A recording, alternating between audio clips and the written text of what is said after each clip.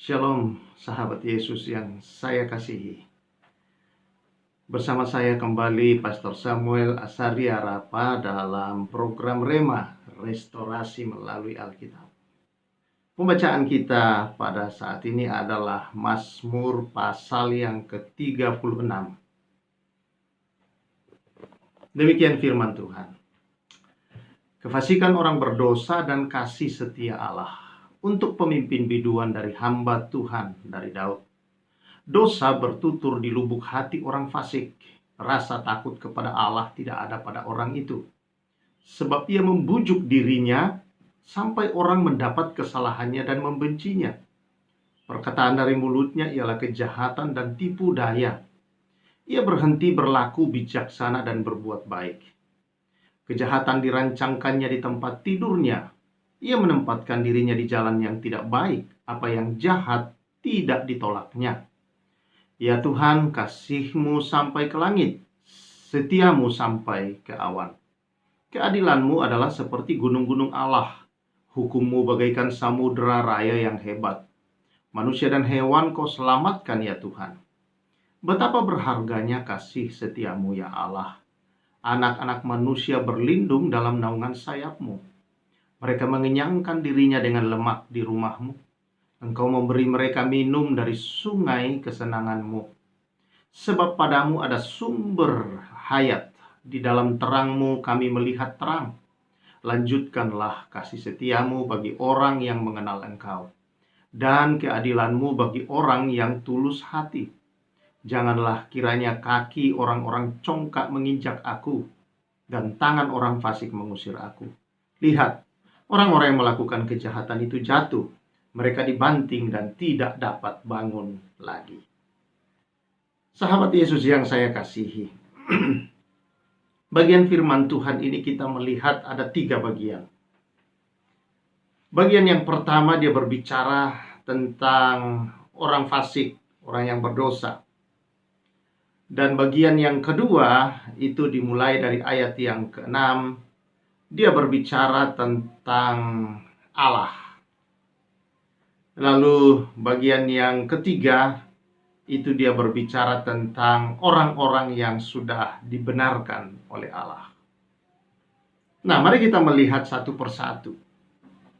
Bahwa bagian yang pertama, orang berdosa atau orang fasik, saudara-saudara.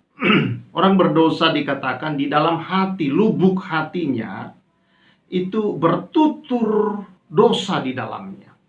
Dalam arti bahwa orang berdosa itu sebenarnya saudara-saudara dikuasai oleh dosa. Dalam tingkah lakunya, perkataannya dikatakan di sini. Ada tipu daya di dalam tingkah lakunya sehari-hari. Atau dalam kehidupannya saudara-saudara. Yang dirancangnya, yang menguasai pikirannya. Yang suka muncul dari dalam hatinya, timbul di dalam dirinya. Hanyalah bagaimana dia melakukan hal-hal yang itu adalah keinginannya, kemauannya, hal-hal yang keinginan-keinginan daging yang jahat, saudara-saudara, yang tidak sesuai dan yang menentang akan kebenaran firman Tuhan, yang adalah saudara-saudara tidak sesuai dengan jalan-jalan Allah. Dia sengaja dikatakan menempatkan dirinya pada tempat-tempat yang dikatakan tidak baik, saudara-saudara. Dia tahu bahwa itu jalan berdosa. Dia tahu bahwa itu adalah tempat duduk orang-orang yang tidak benar, saudara-saudara. Bahwa itu tempat yang dibenci oleh orang-orang benar. Menjijikkan bagi orang benar, saudara-saudara. Bahwa jalan itu adalah jalan orang berdosa, saudara-saudara. Tapi dia senang menempatkan diri. Dikatakan dia tidak mau berkata tidak terhadap apa yang tidak baik dan yang tidak benar. Inilah ciri orang berdosa. Bisa saja dia orang beragama, saudara. Bahkan kalau kita berbicara tentang fasik, orang fasik itu, saudara, adalah orang yang beragama. Ya, bisa jadi dia beragama Kristen. Fasik, saudara-saudara. Tetapi hidupnya fasik, mulutnya fasik, saudara. Pikiran-pikirannya fasik. Cara pandang melihat orang dan apapun fasik, saudara-saudara. Dalam arti bahwa dia tidak menilai berdasarkan Tuhan menilai. Dia tidak melihat berdasarkan kebenaran firman Tuhan melihat sesuatu. Tetapi saudara, dia melakukan itu semua hanya berdasarkan keinginan-keinginan dirinya. Ini yang disebutkan, banyak hamba-hamba Tuhan berkata bahwa ini yang disebut orang Kristen tapi tanpa pertobatan, atau orang Kristen KTP, saudara-saudara. Ya, orang-orang Kristen yang seperti ini, saudara, dalam perkataannya, dalam tindakannya, saudara, tidak menunjukkan bahwa dia orang percaya, bahwa dia pengikut Kristus, bahwa dia orang yang mengasihi Kristus, saudara. Hanya kelihatan pergi ke gereja, hanya kelihatan KTP-nya adalah Kristen, tapi hidupnya sama sekali tidak menunjukkan kekristenan itu. Nah, itu orang fasik, salah satu. Orang fasik yang kedua adalah benar-benar orang yang tidak mengenal Kristus. Tetapi mereka beragama dan selalu menentang Kristus, selalu melawan Kristus, saudara-saudara, dan kebenaran Kristus. Ini juga disebut dalam Alkitab orang fasik, saudara-saudara. Orang fasik. Nah, saudara yang saya kasihi, bahkan dikatakan di sana, tidak ada kebijaksanaan. Dia tidak suka berbuat baik, saudara. Senang dia kalau melihat orang mengalami kecelakaan. Dia bersuka cita dengan orang-orang yang celaka, yang susah, dan sebagainya. Nah, dikatakan bahkan sampai ke tempat yang pribadi, yaitu di tempat tidur mereka merancang hanya yang jahat dalam pikiran dan hatinya. Nah, inilah orang-orang berdosa, orang fasik dikatakan, saudara. Nah, bagaimana? Yang kedua, kita melihat siapa Allah. Ya, saya kira saudara-saudara, Allah, semua orang mengakui siapapun dia, sekalipun orang yang tidak beragama, saudara, tentu dalam hatinya dia akui bahwa Allah itu adalah Allah yang penuh kasih setia, Allah yang senantiasa penuh keadilan. Pada Allah lah ada kasih, ada kesetiaan, ada keadilan, ada kebenaran. Bahkan dikatakan Allah adalah Allah yang baik, Allah yang adalah Allah, saudara, yang menyediakan keselamatan. Saking baiknya Allah ini, saudara, dia menyediakan keselamatan bagi yang mau berlindung padanya. Jangankan orang berdosa, dia sediakan keselamatan semua orang. Bahkan binatang pun dikatakan, hewan dan manusia diselamatkan oleh Tuhan. Dalam arti bahwa dia peduli, saudara-saudara. Dia begitu peduli dengan kehidupan ciptaannya. Makhluk-makhluk ciptaannya, dia begitu peduli, dia begitu mengasihi mereka, saudara-saudara. Ya, dan betapa berharganya kasih setia Allah itu. Banyak orang yang menganggap hal apapun di dunia ini berharga, tapi tidak ada yang lebih berharga daripada mengalami kasih setia Allah, anugerah Allah, kasih karunia Allah. Bahkan itu adalah tempat yang berlindung, dikatakan di sini seperti sayap, ya. Seperti hewan ayam, saudara-saudara, yang berlindung, anak-anaknya berlindung di bawah sayap induknya. Itulah tempat yang paling aman, nyaman dari hewan yang lain. Ketika ada hewan yang lain yang hendak memangsa, anak-anak ayam lari ke bawah kepak sayap induknya. Demikianlah kasih Allah. Demikianlah, saudara-saudara, akan Allah kita. Kasih setianya, tempat berlindung paling aman, paling nyaman. Di mana di sana kita begitu berharga, di mana di sana kita begitu mulia, di mana di sana, saudara, kita begitu dikasihi. Dan hanya Allah yang bisa memberi kasih yang sejati. Hanya Allah yang bisa memuliakan hidup kita, saudara. Hanya Allah yang membuat kita berharga melalui korban Kristus yang dia berikan di atas kayu salib. Adalah untuk membuat hidup kita yang tidak berharga menjadi berharga. Yang tidak berarti menjadi berarti. Yang tidak memiliki guna, saudara-saudara, menjadi berguna. Yang dari orang berdosa menjadi orang benar, orang kudus, dikenan Allah, bahkan menjadi anak Allah. Luar biasa. Betapa Allah itu, saudara, kasih setianya tidak terukur. Sejauh langit di atas dari bumi, demikian kasih setinggi itu, saudara. Tinggi, tidak terjangkau oleh pikiran, tidak terjangkau oleh manusia. Tetapi, saudara-saudara, kasih itu adalah diperuntukkan buat kita menjangkau hidup kita. Betapa Allah adalah Allah yang baik. Dia tidak berubah dalam semua itu. Yang berubah adalah manusia. Ada manusia yang menolak dia. Ada yang manusia yang tidak ingin berlindung padanya. Ada manusia yang senang dengan kejahatan. Tetapi saudara-saudara, Allah tidak berubah dalam kasih setia.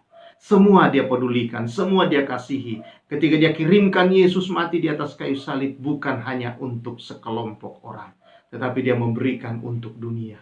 Firman-Nya berkata, karena begitu besar kasih Allah akan dunia ini, sehingga diberikannya putranya yang tunggal, supaya setiap orang yang percaya tidak binasa, melainkan beroleh hidup yang kekal.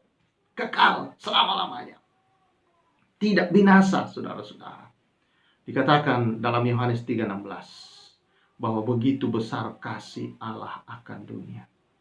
Dia mengutus putranya ke dunia ini. Dia mati di atas kayu salib bukan ketika manusia sudah mencari Allah dan bertobat. Karena dia tahu manusia tidak bisa mencapai Allah dengan usahanya, dengan amal, perbuatan, baik segalanya. Saudara, itu sebabnya dia datang menjangkau manusia. Dia sendiri yang datang mengangkat manusia dari lumpur dosa. Dia menyelamatkan manusia. Saudara-saudara, adalah untuk membawa manusia berharga dan mulia dan dikasihi oleh Allah. Dia mendamaikan kita kembali dengan Allah, saudara-saudara. Dan bukan hanya itu, kita dilahirkannya baru melalui kematian, kebangkitan Yesus, dilahirkan baru menjadi anak-anak Allah. Wow, ini perkara yang luar biasa, istimewa Tuhan berikan, saudara. Tapi itulah Allah yang kita sembah, kita muliakan di dalam Yesus Kristus. Dan itulah Allah, saudara-saudara. Dan karena dia Allah dan tidak ada kejahatan padanya, dia dikatakan dalam firman Tuhan, dia tidak mengenal dosa dan padanya tidak ada dosa dan kejahatan serta kesalahan, saudara-saudara. Tidak ada tipu daya apapun padanya. Karena itu bukan pribadi Allah, saudara.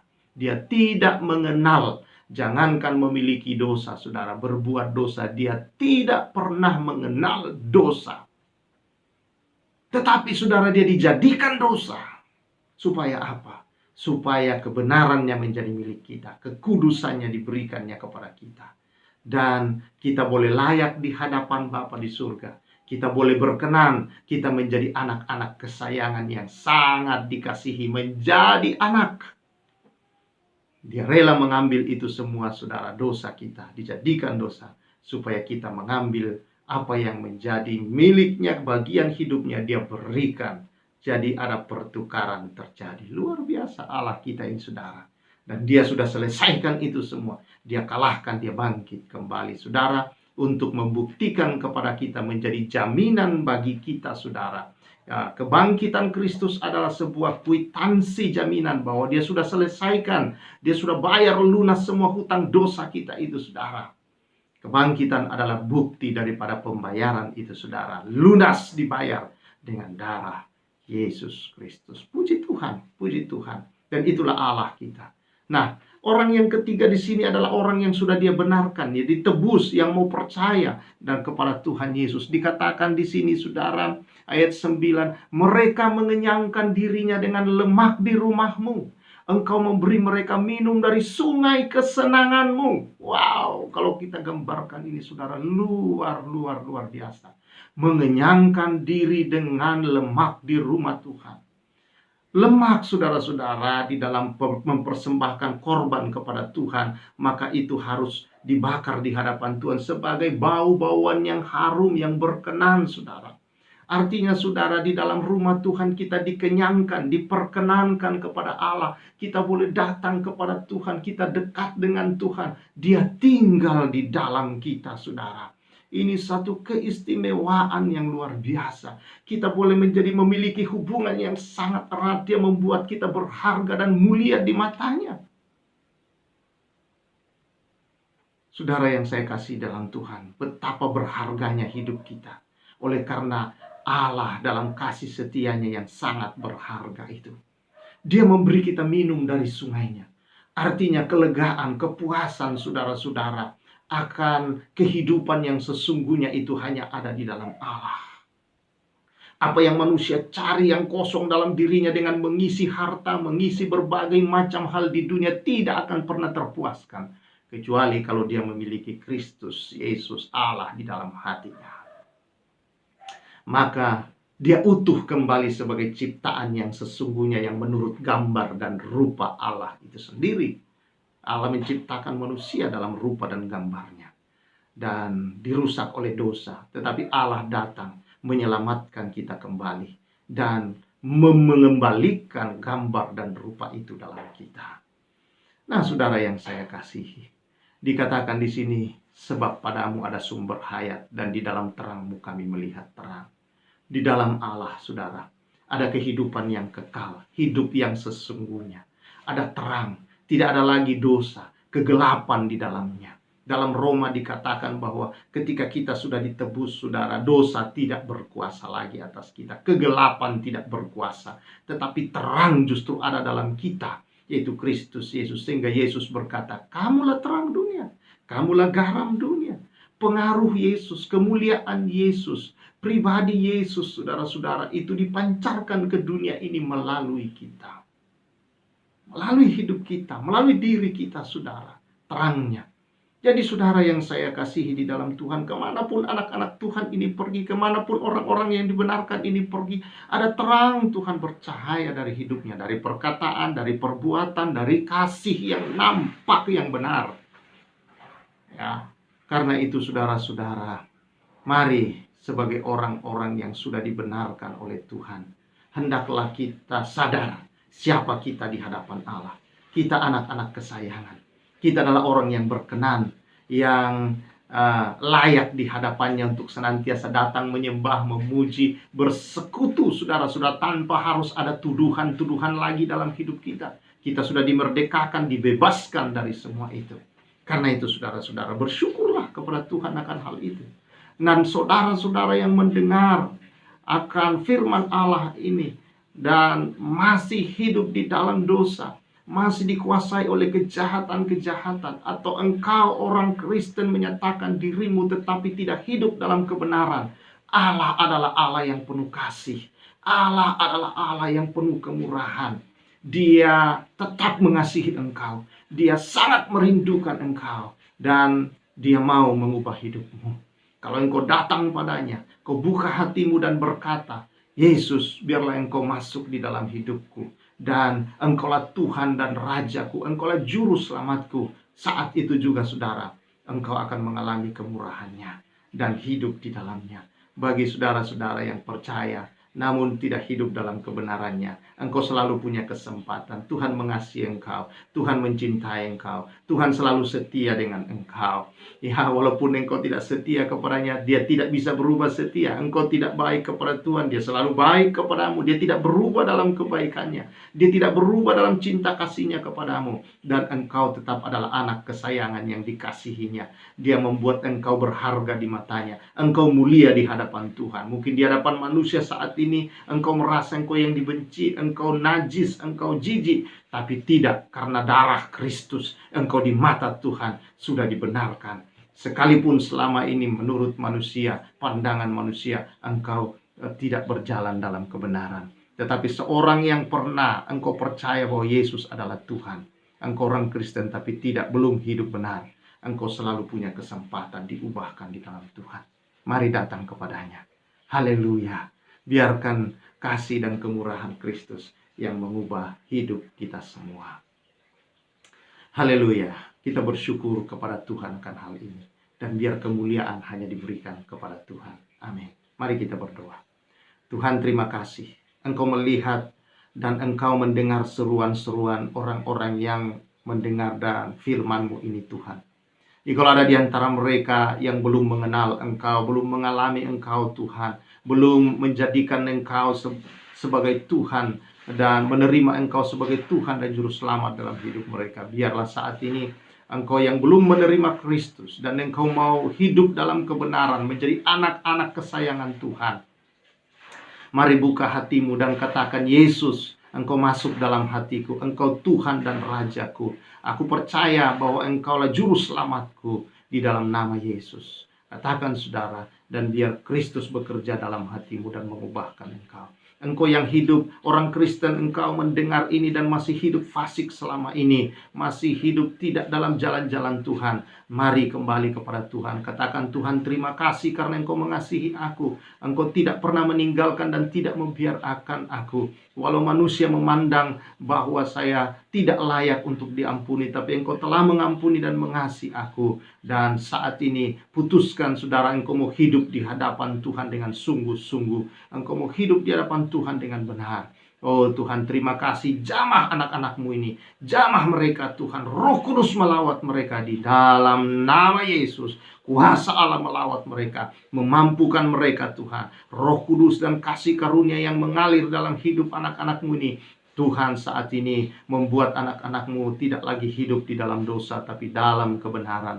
Terima kasih. Berkati semua anak-anak-Mu Tuhan yang mendengar ini. Ya Tuhan, biarlah kasih karunia, penyertaan, cinta Tuhan yang besar dan luar biasa menyertai mereka semua. Terpujilah Engkau Tuhan, dimuliakan, ditinggikan, diagungkan Engkau Tuhan.